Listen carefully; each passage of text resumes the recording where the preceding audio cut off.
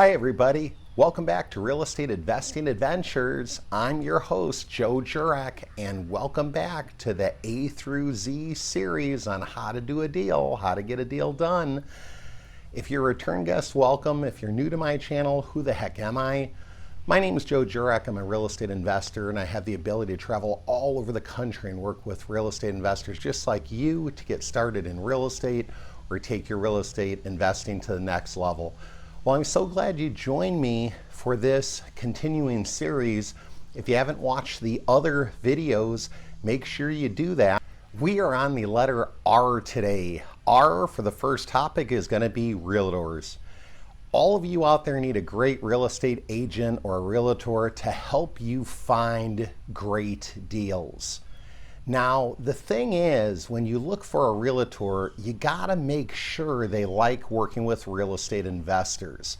Some like working with people that are gonna be owner occupants, that are gonna look for a house to buy, to live in as their primary residence, while others are okay working with real estate investors.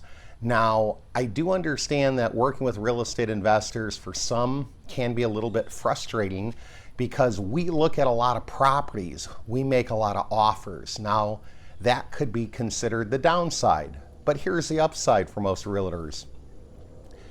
We are looking for properties every single day, week, month. So I don't only want to do one deal in 10 years, I may want to do 10 deals in a year or more. So the nice thing is, what I would explain to a realtor is, we are looking at doing a multitude of deals. We're not just looking at doing one deal every 10 years. So that's a benefit to them. The second benefit is, I always talk to friends that are realtors and they take people all over. They show them all kinds of houses. They work with them for weeks. And then what happens? They don't even submit an offer, or worse yet, they submit an offer with somebody else. That's just terrible. You know, you gotta be loyal to the realtor, and hopefully the realtor is gonna be loyal to you. But, you know, the realtor's working hard for you, so if a realtor shows you any property, definitely do the right thing and make the offer through that realtor. But looking at it from this standpoint, a realtor may show people a lot of properties, they don't even make an offer. As a real estate investor, I'm usually making offers on more than 50% of the properties I see. And why is that? You got to do a good job at screening the property prior to going out to maybe even looking at it. That way you know what you got. And what do I mean? I look at properties in a very specific location or zip code. So is it in the zip code or area that I like? Check. Is it the type of property that I'm looking for? A single family home, a multi-family home, a condominium, a townhome? Check. Lastly, looking at the photos, how much work is it? Is it a light, medium, heavy, or even super heavy type of rehab? Do I feel that it's something that I'd be interested in? Check. Then I'll go look at it. But if I do a better job filtering even before I contact the realtor that I want to go out and look at it in person, there's a higher probability that I'm going to make an offer on the property. So that's a golden nugget. The better you are at screening properties, the more properties you're going to look at that you actually make an offer on. And that's critical, because if you're out there trying to do deals, and I know a lot of you are, you're trying to even get your first deal done, one of the best things I would tell you is get really good at filtering properties. If you have not watched the M video from Motivated Sellers, you got to go back and watch that. Because the most important thing about a potential deal is making sure the seller is motivated. They want to sell, they have to sell, they got to sell. Not just, if I get a good price, I'll sell it. So go back and watch that M video. Even if you watched it before, I think there's a lot of good information in that video of mine, M for Motivated Sellers. But in any event, with realtors, they really hold the keys, so to speak, to get you into any property that's listed on the MLS, which is the multiple listing service. Any property that is listed by any realtor can show you. So if there's a realtor that listed the property and they're with one of the agencies such as RE/MAX, you don't have to call that agent, who is known as the listing agent. You can call anybody you want. I would recommend calling somebody that you're working with, unless you're out and you find the property on your own, you're driving around, you see a property. You can call a listing agent if you want. You can call your agent if you want. What I would probably tell you, if you're in a hot, competitive market, golden nugget tip yet again, and there'll be more towards the end, so hopefully you watch all the way through the video. But another golden nugget is to go with the listing agent. If you find the property, they can get you in the quickest, they can present your offer the fastest, they usually know the most about the property, and they're highly motivated too. Why? Because they don't have to split the commission with another real estate agent. They get to keep both halves of it. People all the time ask me, Joe, isn't it expensive if I want to buy a piece of real estate? How much do I have to pay the realtor? Absolutely nothing. So what's better than cheap? Free. And you may ask, well, how is it free? It's free to you, but the person listing the property is actually paying the realtor. So the good thing is they do get paid, they just don't get paid by you, okay? A normal and customary commission for a realtor, it's always negotiable, but pretty standard is about 6%. Normally that commission gets split 3% to the person who listed the property, 3% to the person that sells the property, and then they may have a split or some sort of fee or commission split they're doing with their broker. It just depends.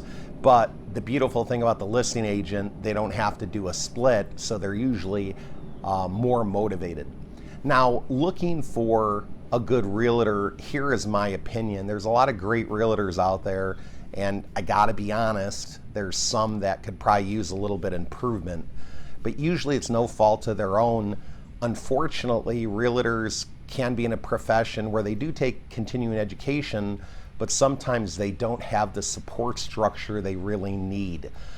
They do work as an independent contractor. I know a lot of offices may have a mentor for them, things of that nature, but a lot of it is on the job training. So I'm not making excuses, but what I'm just saying is we all can relate to a job that you started the one day, got very little training, they just threw you in and said, go get it done, right?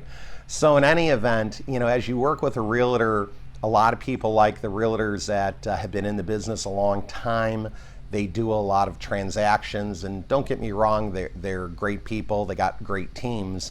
But here's the thing that I would recommend. I believe if you contact a realtor who's newer, just starting out, and doesn't have a big book of business, a lot of clients, they're gonna have more time for you, right? And that's the key in the beginning. Do they have more time to search for properties?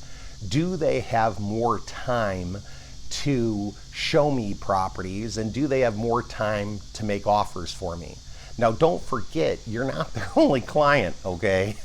They do have other clients, so don't, try to take up all their time and, kind of work them hard every day. I would highly recommend you get more than one realtor, maybe 3, 4, or 5 realtors, but don't tell them that you have 5 realtors. You're trying to be fair, and you want them all to help you do deals and do a closing. But here's why I say you need more than one. It's usually like fishing. We're going to catch more fish if we have more lines in the water than just one. And with realtors, if you have more people helping you look, you have more people writing offers for you, chances are better you're going to get more deals done. And that's what you're all trying to do out there, right? Get a deal done or get more deals done.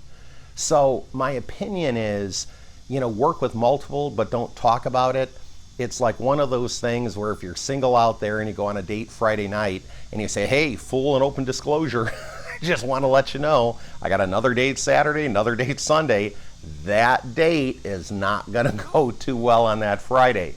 So here's what I would say. You could tell them you have partners, you're working with multiple realtors, anything they find you and show you, you'll definitely make an offer through them. You want them to make money, you want to work with them. So, you can be honest that, you might be working with other people or your partners might be working with other people. Some may like that and some may not, but it's better to find that out in the beginning. But here's the bottom line. if you close a deal with a realtor, they're going to be a believer. I'm a believer, right? Because they work so hard, and sometimes, if they don't close any deals, they got to put food on the table too, and I completely understand that. So I know they are motivated to get deals closed and help you do them, but that's where they get frustrated. I live in sunny Florida, and let me tell you, it's a beautiful day today. I just love living the dream here in Florida. But a lot of realtors, when they get out-of-towners that come in, they think, oh my goodness, this could be another tourist where I'm going to play a tour guide and show them all over the city, and then they don't even make an offer, and then they go back home. That's not the case all the time, but when I work with clients here, that's what we experience sometimes when they call with an out-of-area number. So this is what I'd highly recommend.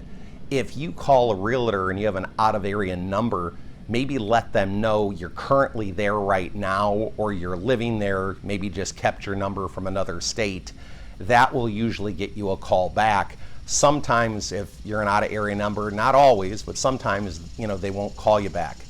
Now, looking for a good realtor, here's a few tips. Number one, I like calling an office and looking for somebody working floor duty. Why? If they're volunteering to work floor duty, they're trying to build their book of business and they're trying to gain clients, customers, that sort of thing.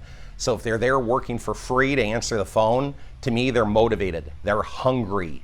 And that's something you should write down. You're looking for somebody who's just as hungry as you are of finding deals and getting deals done.